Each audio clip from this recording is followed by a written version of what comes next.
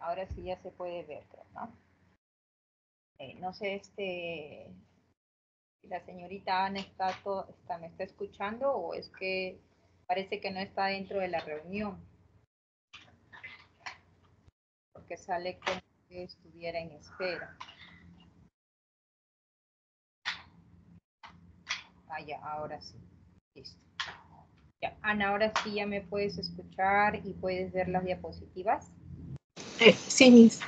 Ah, y ahora sí. Una disculpa porque tuve que esperar la paciencia de PPT abrir despacio, abrir el espacio.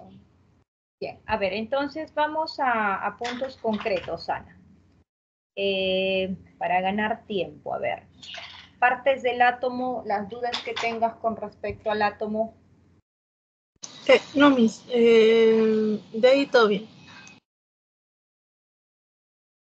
Bien, con las partes del átomo, las teorías, los modelos atómicos. Eso podría explicar. Ya. A ver, vamos a colocar aquí, mencionar los puntos más importantes de cada uno de los modelos que estamos viendo, ¿no? Por ejemplo, John Dalton, ¿qué es lo que mencionó con respecto al átomo? John Dalton habla sobre los postulados, ¿no? Quiere decir que menciona simplemente algunos enunciados como por ejemplo en la materia, ¿no? O los átomos de un elemento, por ejemplo vamos a suponer que esto es un elemento de carbono, entonces todos los átomos que están dentro de ese elemento van a ser iguales y van a tener propiedades iguales. ¿Por qué? Porque corresponden a una misma sustancia, ¿no? Otro de sus postulados indicaba que entre ellos se van a combinar de manera sencilla, ¿no?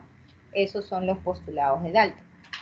Ahora, quien presenta recién el primer modelo atómico es John Thomson, el famoso modelo de budín con pasas. John Thomson es al que se le atribuye el descubridor del electrón, ¿no? Él descubre el electrón. Entonces él dice que el átomo se comporta como una masa compacta con carga positiva donde incrustados están los electrones, ¿ya? Eso es lo que nosotros tenemos que rescatar de la teoría de John Thomson, ¿no? Del modelo atómico de John Thomson. Ahora, más adelante, como Thomson decía que el átomo es solo una masa compacta y que tiene electrones por todos lados, como pueden ver en la imagen, Rutherford es quien indica, ¿no?, que no es así como Thomson lo había dibujado o lo había presentado, sino que Rutherford se da cuenta de que el átomo tiene un núcleo, ¿no? Y al darse cuenta que existe un núcleo, Rutherford es el que descubre, ¿no? Descubre los protones. Los protones que son partículas positivas, ¿no? Entonces dice, la materia, ¿no? El átomo tiene un núcleo en donde encontramos los protones y alrededor de esos protones como un sistema planetario, porque gira alrededor de ese núcleo, se van a encontrar los electrones. Pero hubo un problema cuando le preguntaron a Rutherford que por qué los electrones, si estaban girando en torno a ese núcleo, por qué no colapsaban, por qué no es que finalmente estos perdían energía y colapsaban en el núcleo. Entonces, Rutherford no pudo explicar ello, ¿no? Quien pudo explicarlo años más adelante, ¿no? En 1913, fue Niels Bohr. Niels Bohr dice que para que un electrón pueda saltar de un nivel a otro, ¿ok? Para que un electrón pueda saltar de un nivel a otro, tiene que ganar liberar o absorber energía. Si no se desprende energía, ¿no? Entonces el electrón gira en la misma órbita. Entonces Niels Bohr es quien introduce el término de las órbitas estacionarias, ¿no? nos habla de los niveles. Los niveles, entonces los electrones están girando en cada nivel y para que pase de un nivel a otro nivel solo ocurrirá si es que hay una absorción de energía o si es que hay una liberación de energía. Y actualmente nosotros hoy trabajamos con el modelo de Erwin Schrödinger, ¿no? Que nos habla sobre los famosos números cuánticos. Del modelo matemático de Erwin Schrödinger se tienen los 3 primeros números cuánticos que corresponden al nivel, al subnivel, al número cuántico magnético, esos 3. Ahora, si nosotros hemos visto los ejercicios de números cuánticos, son 4 números cuánticos que estudiamos, pero hay que entender que el último número cuántico, que lo vamos a ver más adelante, corresponde o se introdujo de manera convencional para poder darnos cuenta, diferenciar a los electrones que miran hacia arriba, ¿no? En sentido horario, y los electrones que miran hacia abajo en sentido antihorario, ¿no? Entonces, pero de la ecuación matemática, ¿no? Es que se obtienen los 3 primeros números cuánticos, ¿ok? ¿Hasta aquí todo bien, Ana? Sí, Miss, creo que Schrödinger habla acerca de los orbitales. ¿Y cuál es la Claro. diferencia entre órbita y orbital? Órbitas se refiere a estos niveles, ¿no? Prácticamente que son las órbitas estacionarias, ¿no? Dentro de estos niveles nosotros vamos a encontrar justamente los subniveles, dentro de esos subniveles vamos a encontrar los orbitales y dentro de esos orbitales recién vamos a encontrar los electrones, ¿no? Entonces, cuando Erwin Schrödinger nos habla sobre los orbitales, ¿no? Cuando habla de los orbitales, orbital tiene una definición que se conoce como REMPE, ¿no? Que viene a ser la región energética espacial de máxima probabilidad electrónica. Entonces vemos aquí estos puntitos negros que estarían representando justamente ese REMPE, ¿no? ¿Qué es lo que dice Erwin Schrödinger? Erwin Schrödinger nos dice que nosotros no podemos saber con exactitud dónde se encuentra un electrón, ¿no? Yo no puedo decir, mira, aquí está el electrón, porque mientras que yo voy apuntando la posición del electrón, ese electrón ya cambió de lugar. Entonces, lo que nos habla este modelo es de la probabilidad, ¿no? Probabilidad. Y cuando hablamos de la probabilidad, es justamente donde hacemos mención a la posibilidad de encontrar electrones en estos niveles, subniveles y orbitales que vamos a representarlo con los números cuánticos. Entonces, esos números cuánticos nos dicen dónde hay la mayor probabilidad, la mayor posibilidad de poder encontrar electrones, ¿no? Eso es lo que nos explica Erwin Schrödinger con este modelo. ¿De acuerdo?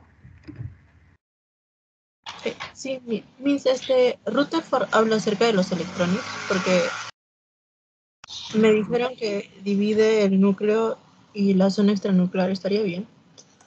Claro. Rutherford, como te coloqué aquí, es el que descubre el núcleo. Entonces, recuerda que Thomson, cuando él presenta su modelo, como estamos viendo aquí, ¿no? Thomson tiene los electrones distribuidos en todo el átomo, ¿no? Tiene los electrones distribuidos en todo el átomo. Entonces aquí, cuando Rutherford hace el experimento, se da cuenta que no es así, ¿ok? No es así. Y es donde se da cuenta de que existe un núcleo, ¿no? En sus experimentos existe un núcleo y es donde dice el núcleo está en la parte central del átomo, donde tiene una carga positiva que se llama protones. Y a los alrededores girando en forma, por eso también se conoce como el modelo planetario solar, dice que alrededor de ese núcleo están los electrones girando en torno a ese núcleo de carga positiva. Eso es lo que hace o reordena la forma del átomo Rutherford. ¿Ok? Pero si hablamos del descubridor, el que descubre los electrones es Thomson.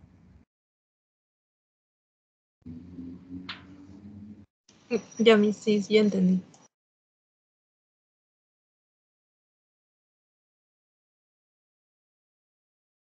Claro, entonces, Sí, Miss.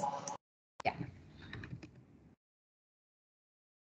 Entonces, aquí podemos ver las dos partes importantes del átomo, ¿no? Thomson, quien descubre el electrón, Rutherford, quien descubre los protones. Aquí entonces Rutherford dice, descubre el núcleo, en el cual encuentra que en el núcleo hay protones y hay neutrones de carga positiva los protones y los neutrones de carga neutra, ¿no? Ahora, Rutherford descubre los protones, ¿no? Pero los neutrones lo descubre Chadwick, ¿no? No es Rutherford, ¿ya? Ahora, cuando se observa la masa, por ejemplo, de los protones y los neutrones, ¿no? Van a ver que estos dos tienen una masa considerable frente a la masa de los electrones. Más adelante vamos a ver un cuadrito. Esa masa de los electrones, entonces, se dan cuenta de que cuando uno analiza la masa de un átomo, ¿quiénes son las partículas que van a determinar la masa de un átomo? Son los protones y los neutrones, ¿no? Esas son las partículas que determinan la masa en un átomo. Y los electrones que fueron descubiertos por Thomson, lo que van a determinar en el átomo es el volumen y el tamaño, ¿no? Ya que estos se van a encontrar pues en los niveles y mientras mayor niveles significa que hay mayor número de electrones y eso hace que el átomo tenga un mayor tamaño o volumen, ¿no? A estas partículas que están en el núcleo, que son los protones y los neutrones, nosotros los llamamos nucleones fundamentales, ¿no? Porque son partículas que se encuentran en el... ¿Correcto? Aquí, por ejemplo, podemos ver un cuadrito, ¿no? En la masa del protón y la masa del neutrón que les mencionaba, que es muy similar la masa. Por eso es que a ellos se le atribuye la masa, mientras que la masa del electrón es muy pequeño. Entonces, el que determina la masa de un átomo viene a ser justamente esas partículas, protón y neutrón, y el volumen simplemente es otorgado a la distribución de esos electrones. ¿Quién descubrió el protón? El protón descubrió Rutherford. ¿Quién descubrió el neutrón? Chadwick. Y el electrón fue descubierto por Thomson. Aquí tenemos la representación de un núcleo. No sé, Ana, si aquí tienes preguntas, tienes dudas, algo en específico. No, me hizo claro hasta ahora.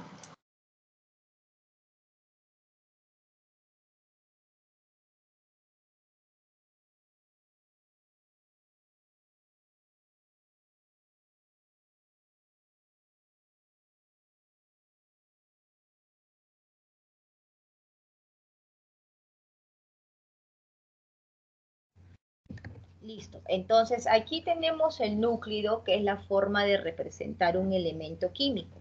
La letra A representa la masa y la letra Z representa el número atómico, ¿ok? Que también se conoce como el número de protones.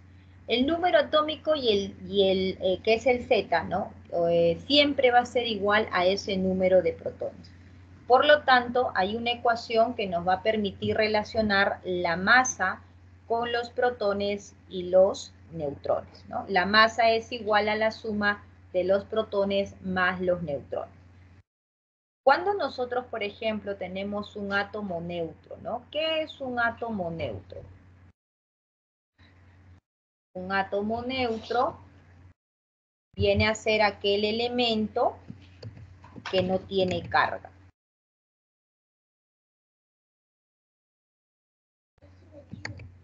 Entonces tenemos aquí, por ejemplo, un elemento de sodio, ¿no? Y puedo colocar aquí su masa, que es 23, su Z, que es 11, y cuando no hay nada en la parte superior derecha, significa que no tiene carga y que es cero prácticamente, ¿no? ¿Qué se cumple entonces cuando nosotros tenemos un átomo neutro? se va a cumplir el famoso PES, que el número de protones es igual al número de electrones y eso es igual al Z. ¿Ok? Protones más electrones, eso es igual al Z. Entonces, si yo quiero determinar aquí, por ejemplo, ¿cuánto es la masa? La masa es 23. ¿Cuánto es el Z? El Z es 11. ¿Cuántos serían entonces los neutrones?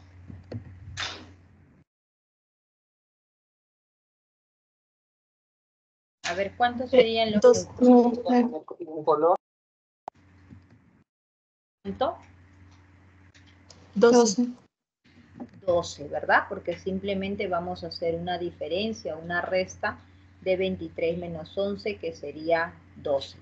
Y como se cumple el famoso PES, que es protón, electrón igual a Z, entonces el número de electrones también va a ser igual a 11, ¿no? Entonces, ¿qué se cumple aquí? Que el Z, si es 11, los electrones también son 11 y los protones también son 11, ¿ya? Eso se va a cumplir siempre que veamos un átomo neutro donde la carga es igual a 0. ¿Correcto? Hasta aquí, ¿claro? Profesora, el núcleo es esa representación que está mostrando, ¿no? Exacto. Qué es.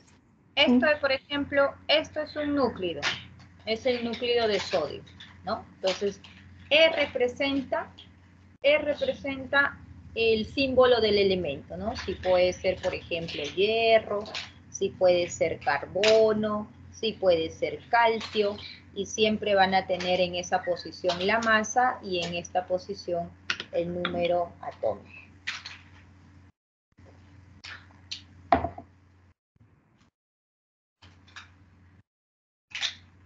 ¿Correcto? Sí, profesora. Ya.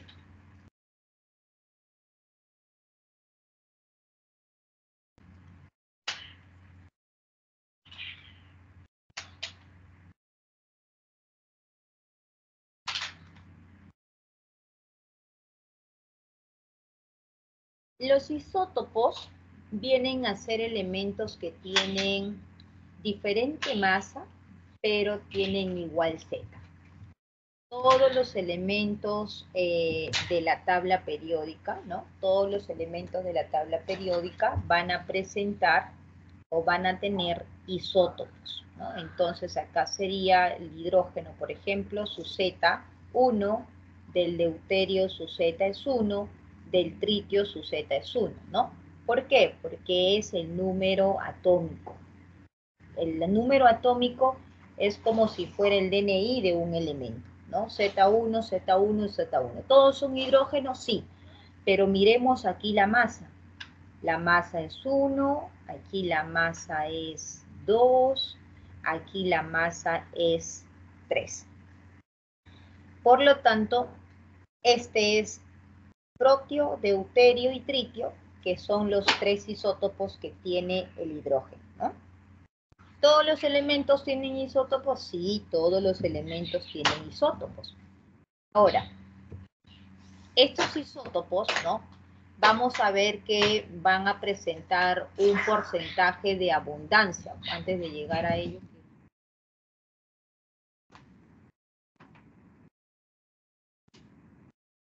Esos isótopos, ¿no? Como podemos ver aquí, por ejemplo, el isótopo de cloro. Isótopo de cloro. Vemos que su Z es 17, que es prácticamente el DNI, como les digo, de un elemento.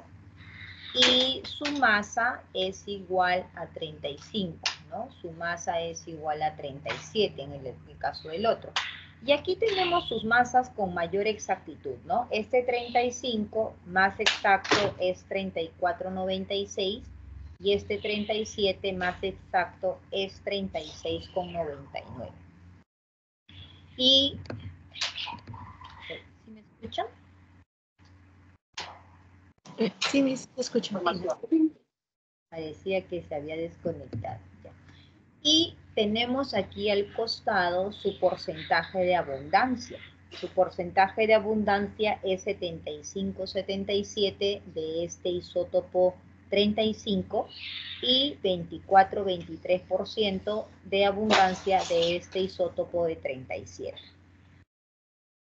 Esta masa atómica relativa es la masa que nosotros observamos en la tabla periódica, ¿no? Entonces, si uno ve la tabla periódica, cloro, su Z es único, es 17, ¿no? Y su masa va a ser 35.45 en la tabla periódica. Entonces, si uno observa los valores que tenemos aquí en el cuadro, 35.45 de cloro, no es esta masa de A ni tampoco esta masa. Entonces, ¿cómo se calculó esta masa? Esta masa es lo que se conoce como masa atómica relativa y que se calcula en función a esta fórmula. Miren. Esta E significa sumatoria. Sumatoria de la masa isotópica, que es lo que tenemos aquí como dato.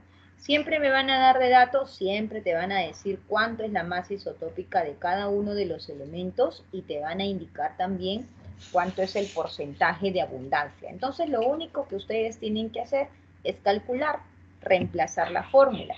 Sumatoria de este isótopo, que es su masa isotópica, aquí está, masa isotópica, que es esto, multiplicado por el porcentaje de abundancia.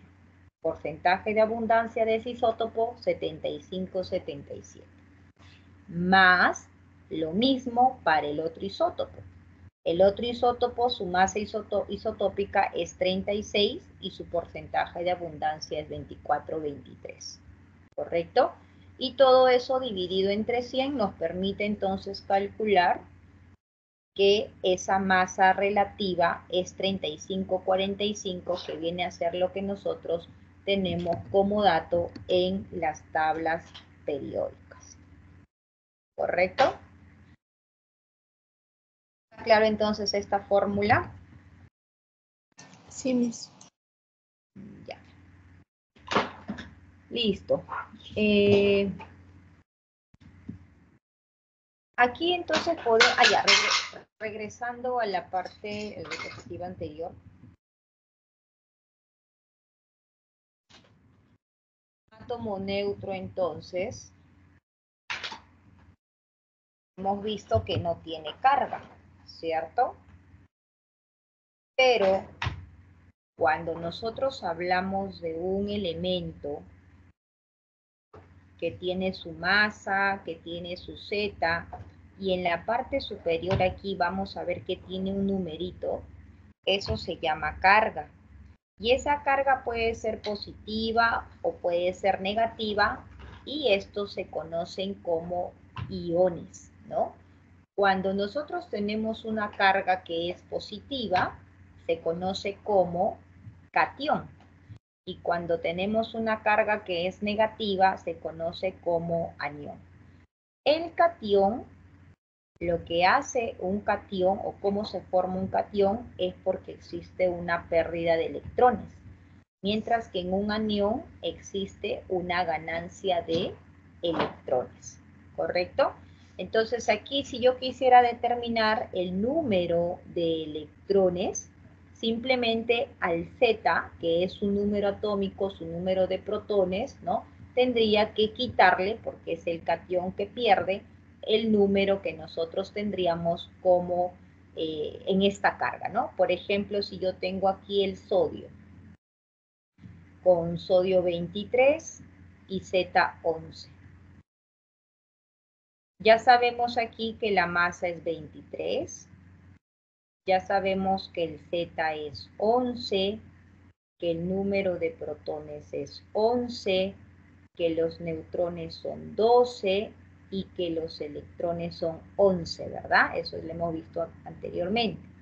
Ahora, ¿qué pasa cuando este átomo ahora pierde un electrón? Y lo vamos a denotar de esta manera. Vamos a observar que la masa sigue siendo la misma, va a ser 23. El Z sigue siendo el mismo, porque eso nunca va a cambiar. El número de protones sigue siendo el mismo. El número de neutrones también, porque es A menos Z, y eso sigue siendo entonces 12, pero donde va a haber un cambio es aquí. Ahí estoy empezando a tener problemas, creo. Número de electrones, entonces, ahora sí. ¿Cuántos electrones ha perdido? Vemos que ha perdido 1, ¿cierto? ¿Cuántos electrones entonces tiene? 10 electrones. Exacto, tiene 10 electrones. 1, entonces tiene 10 electrones, ¿ya? Y en el caso del anión igual, si yo tengo por ejemplo azufre 16 con una masa de 32 y voy a tener aquí menos 2. Su masa va a ser 32, su Z va a ser igual a 16, el número de protones es igual a 16, el número de neutrones, ¿cuánto va a ser? La resta, ¿verdad? 32 menos 16, eso va a darnos 16. El número de electrones, ¿cuántos electrones va a tener? 18. 18. 18, ¿verdad? Va a tener 18 electrones. Muy bien. ¿Por qué? Significa que está ganando 2. Entonces son 18 electrones. Ejemplo que acabamos de ver, ¿no? Darse cuenta que cuando tenemos un catión o cuando tenemos un anión, ¿no? Lo único que cambia es el número de electrones, ¿ya? Porque acá tenía 11 porque es un átomo neutro, perdió un electrón, ahora tenemos 10. Acá azufre tenía 16 electrones, ganó 2, por eso tiene carga más 2 y tiene 18 electrones. ¿Hasta aquí alguna pregunta, alguna duda? No, Miss, todo claro. Miss, Sí. envié una pregunta que está en el chat. No sé si la podría ver. ¿Qué tenemos aquí? Las teorías atómicas se desarrollan según el avance científico en la historia de la humanidad, lo que conllevó el mejor entendimiento de la materia durante años. Se trató de mejorar los modelos para darle una explicación. Esto se fue mejorando desde Dalton en el siglo XIX hasta Schrödinger en el siglo XX. Ya, ahí vemos la secuencia, ¿no? Thomson plantea su modelo atómico considerando un átomo positivo. Ya, Thomson aquí está, ¿no? Thomson es el que descubre los electrones, ¿no? Thomson plantea su modelo atómico considerando un átomo positivo con electrones en su superficie, el famoso modelo Budín-Compassés. Ya, eso sería que has marcado allí. Ay.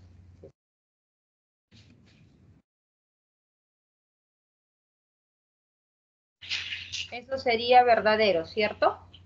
Sí, Miss. Ya, a ver. No sería...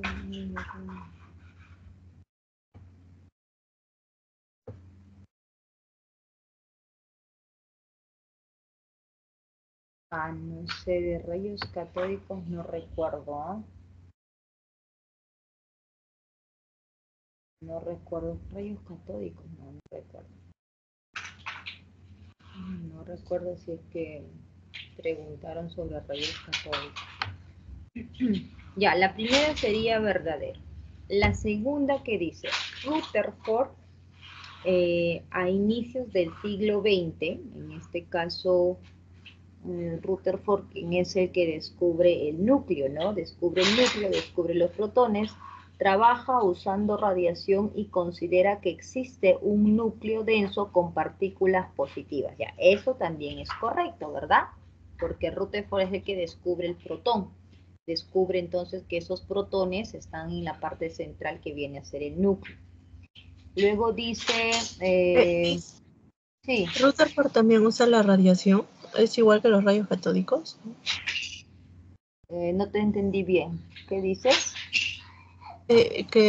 O sea, los rayos catódicos es igual a una radiación, eso es lo que no entendía. Ah, ya, tú te refieres a sobre el experimento de Rutherford cuando descubre el núcleo sobre los rayos, las emisiones alfa.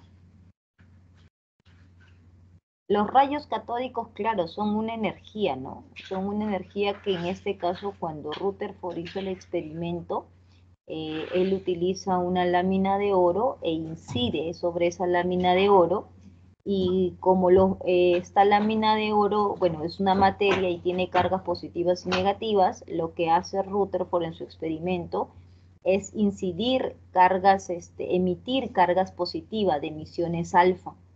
Y cuando estas emisiones tienden a desviarse, es que él ahí observa, ¿no? Porque acuérdense que todo experimento comienza con una observación. Él observa que esas emisiones se desvían y ahí es donde comienza su hipótesis, ¿no? ¿Por qué se desvían estas emisiones que son de carga positiva? Y en esas cargas positivas él empieza a analizar y es que ahí descubre que hay una desviación, hay una repulsión, ¿no? Porque esas emisiones que son positivas están chocando con otras cargas positivas.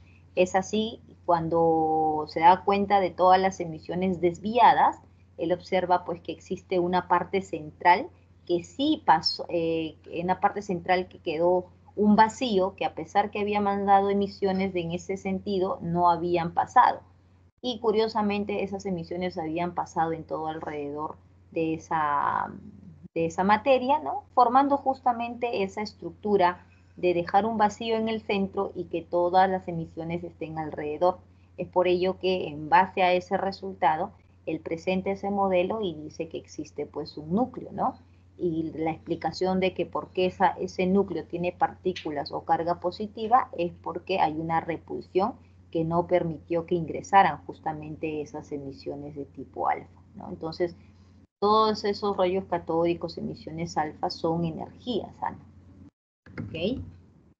Ese fue el experimento de Rutherford, no es de Thomson. No, eso fue el experimento de Rutherford para descubrir el núcleo, para darse cuenta del núcleo. Rutherford trabaja con una lámina de oro, ¿no? Y usa las emisiones de tipo alfa. Si no, acuérdate que Thomson no descubrió nada de cargas positivas. Thomson nunca habló nada de núcleo. El que habla de núcleo de cargas positivas es recién Rutherford, ¿no?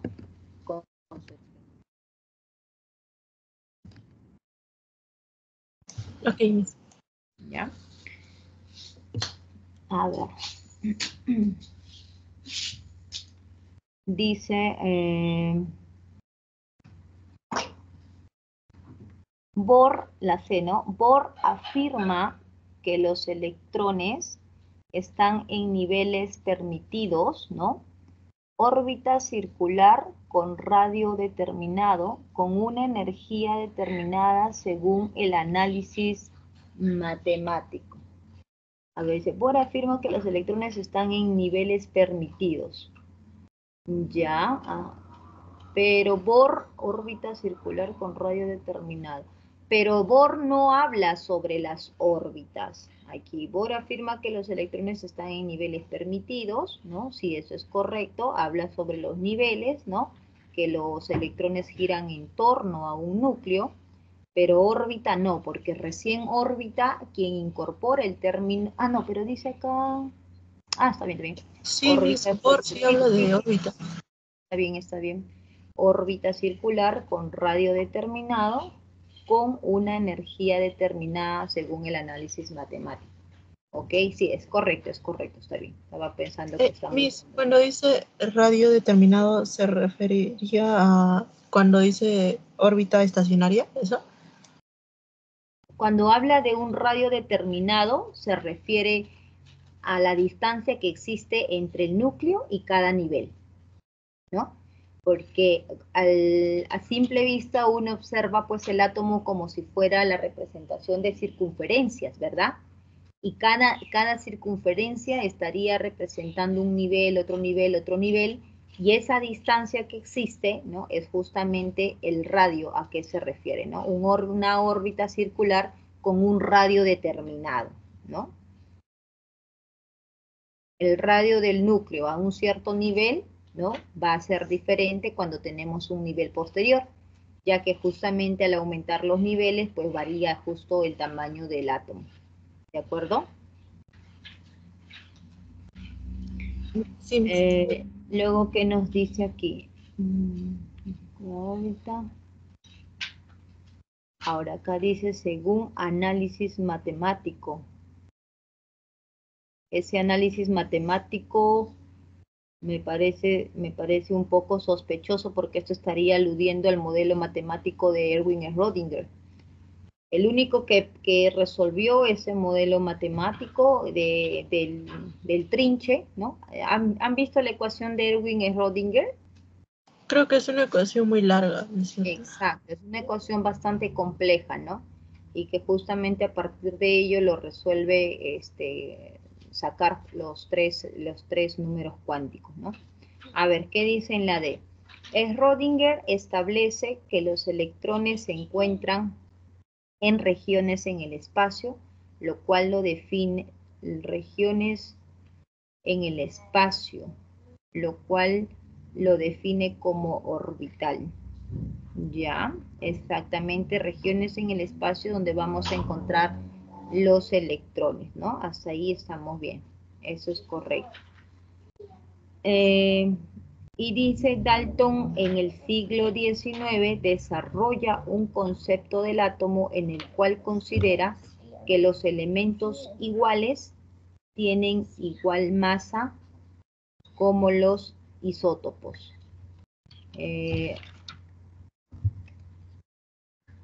Pero ahí está mal, ¿no? Porque los isótopos no tienen igual masa.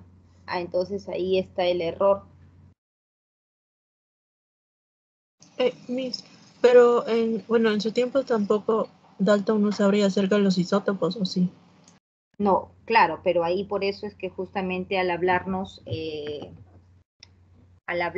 los isótopos, ¿no? De los isótopos ahí nos está haciendo mención que los isótopos tienen igual número de masa e igual número atómico. Entonces eso es incorrecto.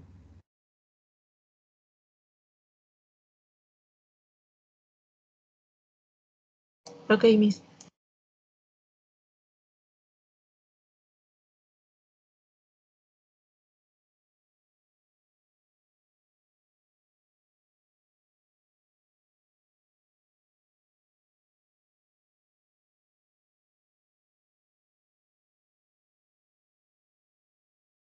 Ya, un ratito.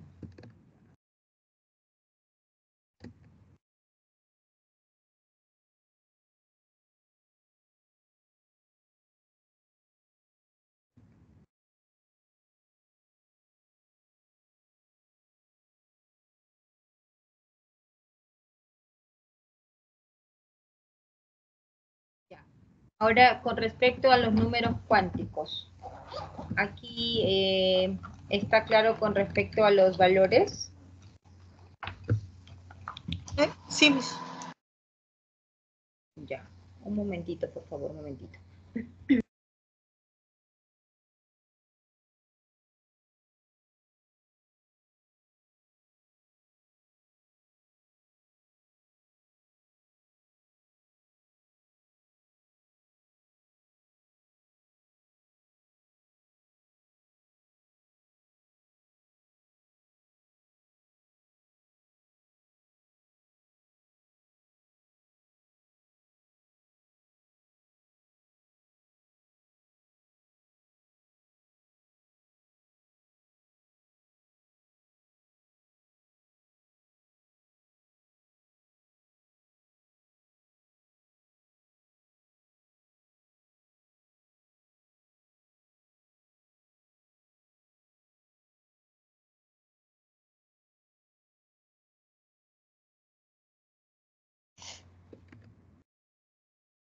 Entonces, los números cuánticos son 4, ¿no? Son 4 números cuánticos. El número cuántico principal, que toma los valores enteros.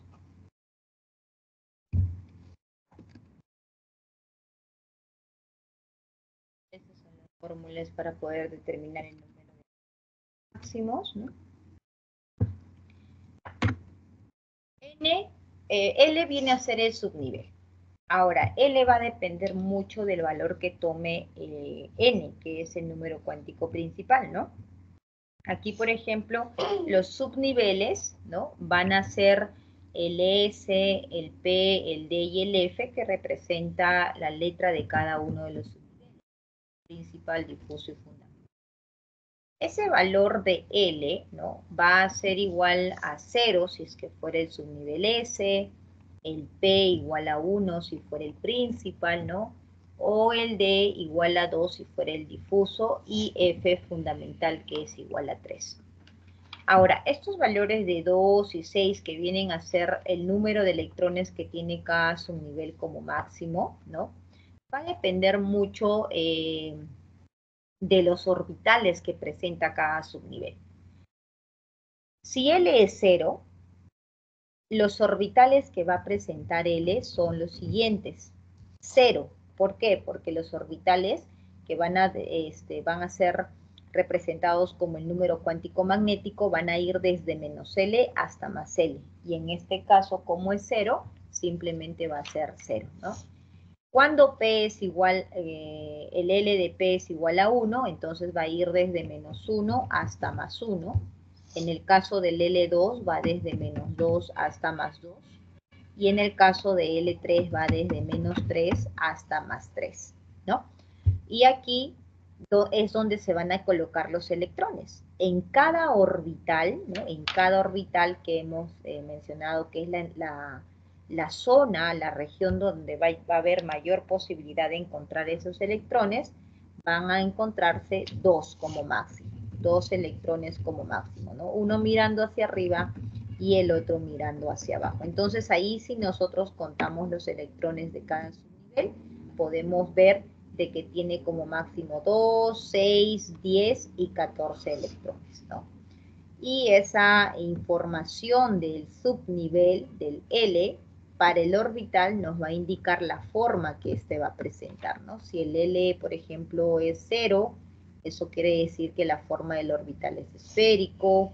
Si el L es igual a 1, que es principal, ¿no? La forma del orbital va a ser dilobular, ¿no? Y si el L es igual a 2, la forma del orbital es tetralobular. Y cuando el L es 3 es mucho más complejo, que son justamente las estructuras que vamos a ver, ¿no? Mira, aquí estamos viendo el 0, el L igual a 1, el L igual a 2, y cuando tenemos orbitales de tipo F ya son mucho más complejas, ¿no? Y el último número, el tercer número cuántico, perdón, que es el número cuántico magnético, representa justamente ese orbital donde se encuentran los electrones, ¿no? ¿Dónde está el electrón? ¿En qué orbital? Está en la posición menos 1, en el orbital más 1, ¿no? Dependiendo, la pregunta va a ser muy importante aquí, porque nos van a decir, ¿dónde se encuentra el último electrón? ¿No? Indique los números cuánticos para el último electrón o para el penúltimo electrón.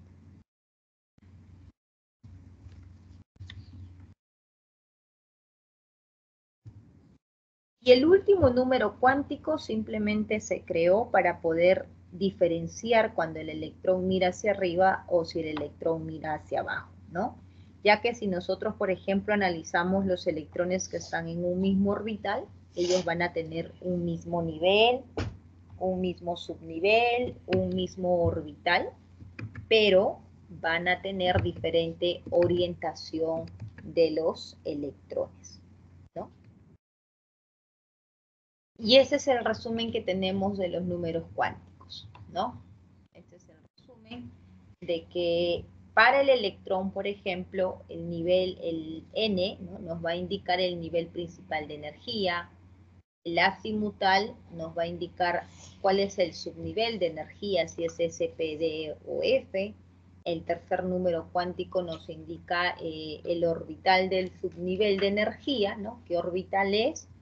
Y el spin magnético nos dice el giro del electrón, ¿no? Si es horario o si es antihorario.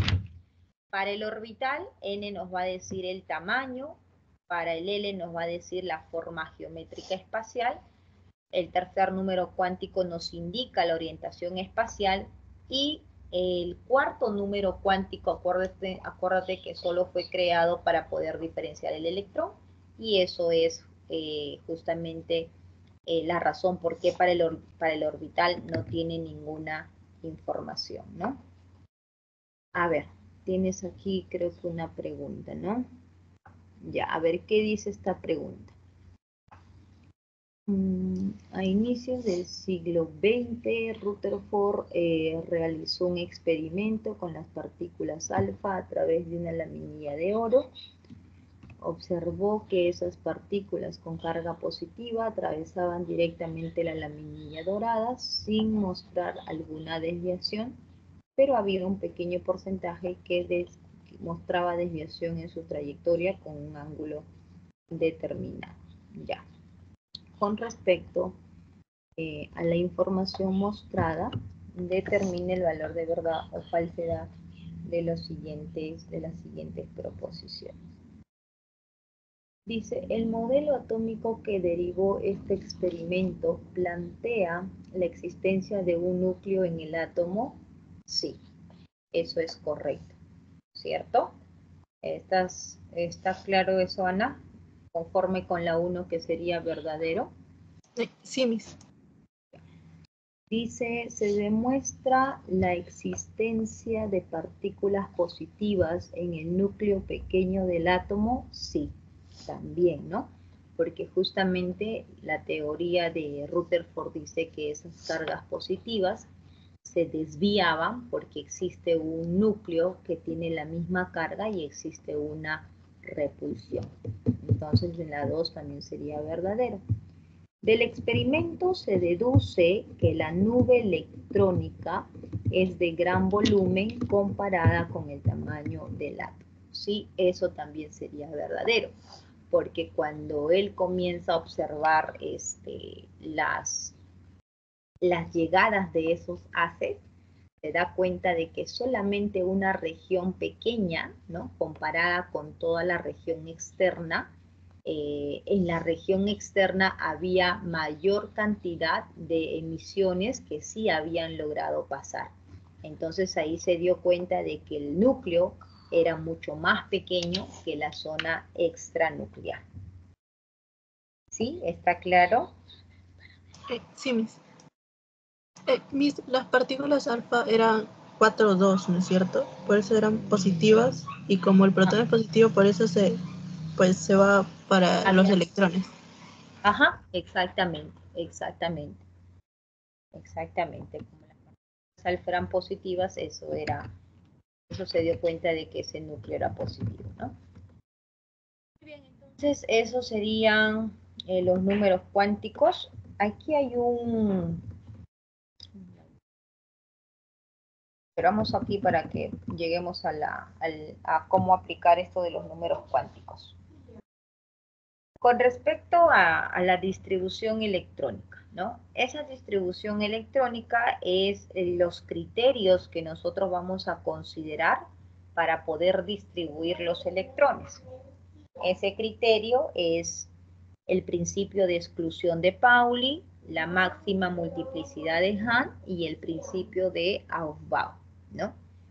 ¿Qué nos dice cada uno de estos principios? Pauli nos dice que cuando nosotros vamos a distribuir los electrones en cada orbital, ¿no? Acuérdate que cada orbital va a contener como máximo 2 electrones y debemos de colocar uno hacia arriba y otro hacia abajo, ¿ya? No puedo colocar los dos hacia arriba o los dos hacia abajo, eso es incorrecto. Hay que seguir siempre el criterio de tener una menor energía y eso se consigue cuando los espines se encuentran orientados, ¿no? De manera inversa, ¿no? Pues aquí, por ejemplo, tenemos el electrón A y B y si nosotros quisiéramos saber cuáles son sus números cuánticos, observamos que para el elemento A su nivel es 1, para B también su nivel es 1, ¿no? Para L es igual a S, que es 0, ¿correcto? Para L es igual a S, que es 0, para ambos. El M sub L es 0, ¿no? Porque vemos acá como L es 0, entonces este M sub L, que es el orbital, también es 0. Y el M sub S, que nos indica cómo se encuentra el electrón. Si el electrón A está mirando hacia arriba, por esa razón es más un medio. Y si el electrón está mirando hacia abajo, eso sería menos un medio, ¿no? Es así entonces como nosotros determinamos esos números.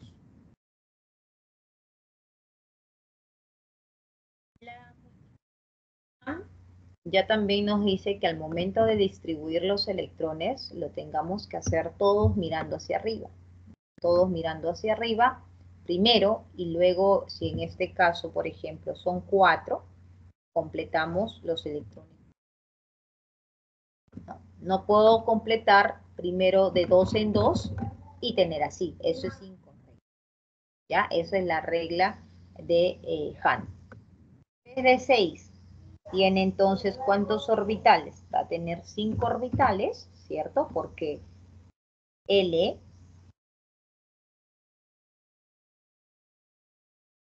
aquí L es igual a 2, entonces M sub L va desde menos 2 hasta más 2. Y completamos con los 6 electrones, ¿no? 1, 2, 3, 4, 5 y luego recién hacia abajo 6. Eso es correcto. Hacer esto. Eso es incorrecto. ¿Ya? No puedo dejar, no puedo completar los orbitales si es que no se ha completado todos los orbitales o no se ha colocado al menos un electrón en los otros orbitales. Y finalmente, la distribución electrónica se realiza en base al principio de Aufbau. El principio de Aufbau nos dice que vamos a distribuir los electrones siempre de menor a mayor energía relativa, ¿no? Vamos a distribuir de menor a mayor. Y esa distribución siguiendo el orden de menor a mayor energía nos va a llevar a tener la siguiente distribución, ¿no? Es decir, soy peruano, soy de Perú, se fue de paseo, ¿no? O diferentes maneras, mnemotecnias que uno se aprende para poder saber esa distribución correcta, ¿no? Una vez que ya tienes esta distribución, puedes colocar los números, ¿no? Para el nivel 1, para el S, 3S, 4S, 5S, 6S, ¿no? Hasta el 7S. Luego el subnivel P comienza en 2, 2, 3, 6, 7. El subnivel D comienza en 3, 1, 3, 4, 5 y 6. Y finalmente el subnivel F comienza en 4, ¿no? 4 y 5. Esa sería la forma correcta de realizar la distribución electrónica. Entonces, nosotros realizamos una distribución electrónica, por ejemplo aquí el magnesio. Se realiza con su número de electrones, que es 12. ¿No? Siguiendo ese orden, 1s2, 2s2, 2p6, 3s2, 3p6, calculando aproximadamente en este caso que llegue al número 12. ¿No? Aquí tengo 12 y esto sería 1s2, 2s2, ¿correcto? 2p6, hasta el momento van 2, 4 y 10. Y 3s2, eso es 12, ¿no? Ahí están los 12 electrones. Hierro, por ejemplo, tiene su Z igual a 26. Si su Z es igual a 26, ¿no? Sería 1s2, 2s2, 2p6, 3s2, 3p6, 4s2. Y si contamos aquí 2, 2, 6, 2 y 6, hasta aquí tenemos 20, ¿no? Hasta aquí tenemos 20. Y como acá es 26, aquí tendría que seguir con 3 de 6, ¿no? Porque tiene que llegar siempre a ese valor. Ahora, en el caso cuando nosotros trabajamos con números atómicos relativamente mayores, ¿no? Grandes de 20, 30, 40, nosotros vamos a poder utilizar configuraciones, ¿no? Configuraciones de la simplificación de kernel, ¿no? Usando los gases nobles. Entonces, como mi set es 26, más o menos cuál gas noble tendría que usar, el que más se aproxima, que sería el 18. Argón 18 significa que estoy simplificando todo esto de acá.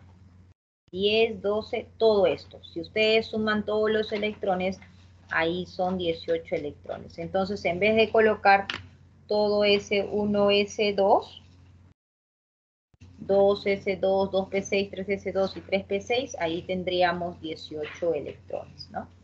Y luego vendría la continuación del 4S2 y 3D6. Esto se llama la distribución electrónica de kernel, que es una manera pues un poco más, ¿no? Sencilla para poder realizar esa distribución.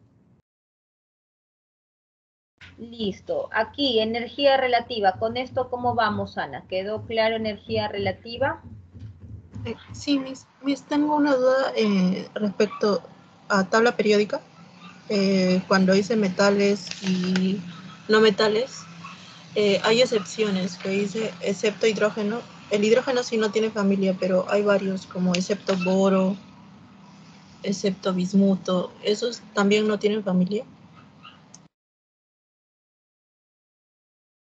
En la tabla periódica, aquí está.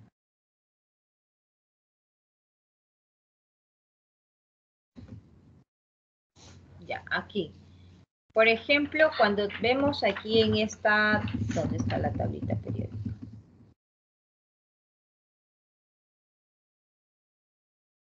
Bloques, sí, los de color amarillito, ¿no? Los metaloides que van a ser cuando actúan como metales y como no metales, ¿no? Esos son los metaloides, que trabajan como metal y que trabajan como no metal, ¿no? Ahora, el hidrógeno es el único que, a pesar que está en el grupo 1A, ¿no? Él no es parte de los alcalinos, ¿no? Los alcalinos comienzan acá, litio, sodio, potasio, rubidio, todo lo demás. El hidrógeno no. Pero los demás pertenecen a las mismas familias. Ahora, en el caso de las preguntas, ¿no? En el caso, por ejemplo, del grupo 1A, 2A, luego viene aquí el 3A, son los nombres que nosotros vamos a trabajar, ¿no? Las preguntas van a estar en función al grupo A. No nos van a preguntar con respecto al grupo B, familias, no. Normalmente aquí, de acuerdo al elemento que comienza el grupo, se conoce simplemente, ¿no? La familia de hierro, la familia de cobalto, la familia del níquel. Pero donde sí tenemos que tener claro son, por ejemplo, acá, la familia de los boroides, ¿no? La familia de los terrios, la familia de los anfígenos, los calcógenos. Entonces, pero todos son parte de esa familia. No es que no sea parte de esa familia.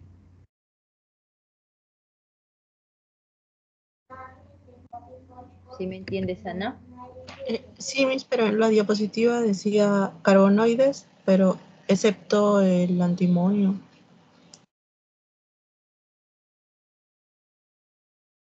En carbonoides no, pero carbonoides no tienes aquí antimonio. Ah, no, el estaño y el plomo.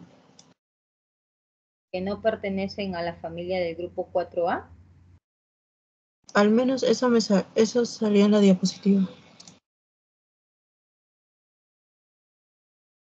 se habrá referido? ¿No se habrá referido de repente que eran metaloides? Posiblemente. Los no metales. Ajá. Acá sí vemos ese cuadrito, acá por ejemplo. Entonces todos estos amarillitos, posiblemente lo que han querido mencionarte no es que no pertenezca a esa familia, sino que te han indicado que pueden trabajar como metales o como no metales. Eso han tenido que mencionarlo, ¿no? Pero no es que no pertenezca a esa familia, pertenece a esa familia. Ya, ¿Okay? el único que no tiene familia sería el hidrógeno.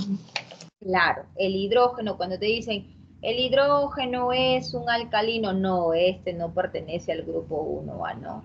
No es de la familia de los alcalinos. Está en el grupo 1A, pero acuérdate que esto es un no metal. En cambio, todos los demás sí vienen a ser los metales. ¿Ya? Pero por pertenecer al mismo grupo, sí tendría las mismas propiedades químicas. No, no tiene las mismas propiedades químicas, no tiene. Por eso es que no es dentro de esa familia. Pues. Si tuviera las mismas propiedades, entonces sería dentro de la misma familia. El hidrógeno no tiene las mismas propiedades que el litio, sodio, potasio, no tiene. Lo único por qué está allí es porque simplemente tiene un electrón de valencia, solo por eso.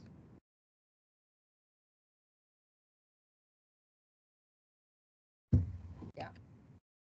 El sodio y el potasio, ellos reaccionan con agua, ¿no? Ellos reaccionan con agua, el hidrógeno no. El hidrógeno no causa una reacción exotérmica con el agua. Entonces, son diferentes. Solo está allí por su electroncito, ¿no? Porque coincide con ese electrón que tienen en este caso 1.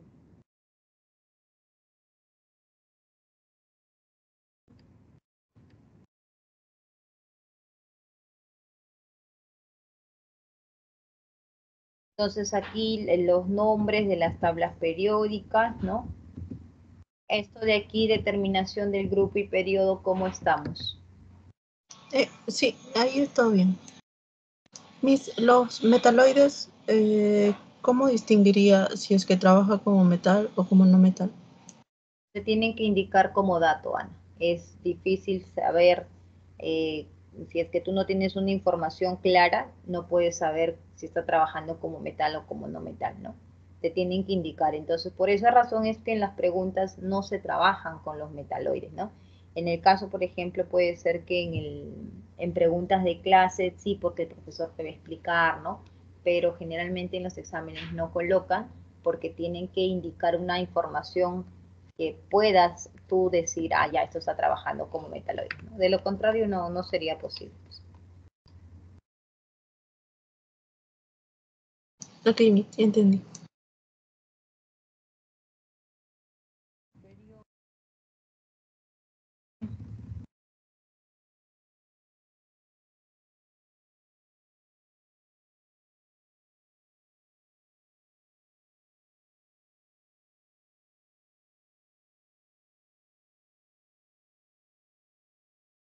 Entonces, saber ubicar un elemento químico, ¿no?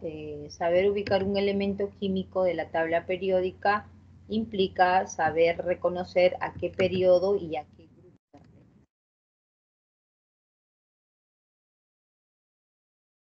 La notación de Lewis, esto de aquí, Ana. Sí, me está claro, aunque creo que había visto una pregunta una vez. Bueno, ya se reía todos los en el que preguntaban en un examen de admisión. Pero, bueno, a mí me dijeron que cuando es S, van los dos puntitos arriba y de ahí se coloca de acuerdo a P, D. Eso es para el carbono, cuando te preguntan justamente esto de acá.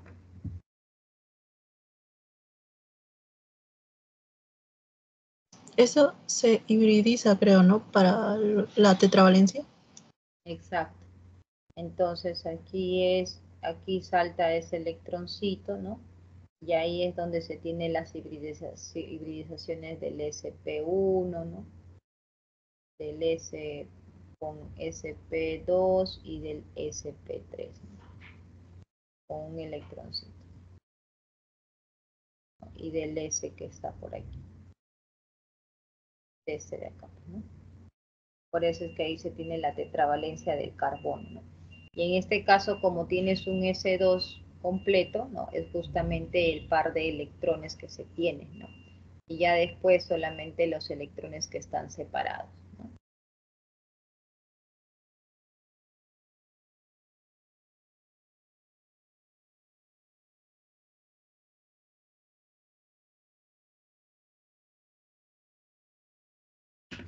Entonces aquí en la notación de Lewis, ¿no? Es solamente representar los puntitos de los electrones de valencia, ¿no? Ahora, esto sí está relacionado con la tabla periódica, ¿no? Porque recuerda que los puntitos nos indican a qué grupo o familia pertenecen, ¿no? Y por esa razón es que tiene un puntito, ¿no? Grupo 1A, ¿no? Tiene 2, allá grupo 2A, acá tiene 2, 4, 6, 7, grupo 7A, y en el caso pues del carbono que tiene 1, 2, 3, 4, grupo 4A, ¿no? Está relacionado con la familia a cual pertenece cada uno de esos elementos, ¿no?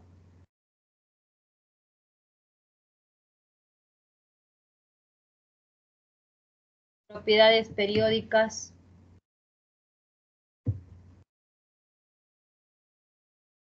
Sí, me todo claro ya.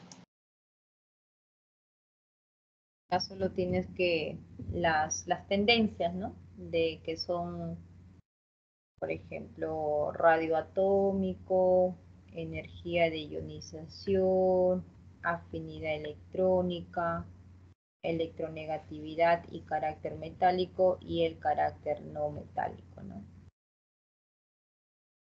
Entonces, hacia la derecha y hacia arriba siempre van a aumentar la afinidad electrónica, la energía de ionización, el carácter no metálico, la electronegatividad, ¿no? Siempre aumentan en ese sentido. Y los únicos que aumentan en el sentido contrario, de esta manera, ¿no? Los que aumentan en ese sentido son el carácter metálico y el radio atómico o tanto el radio iónico, ¿no? Prácticamente estas propiedades se resumen a ese cuadrito, ¿no? Y solamente es ubicar los elementos y hacerla.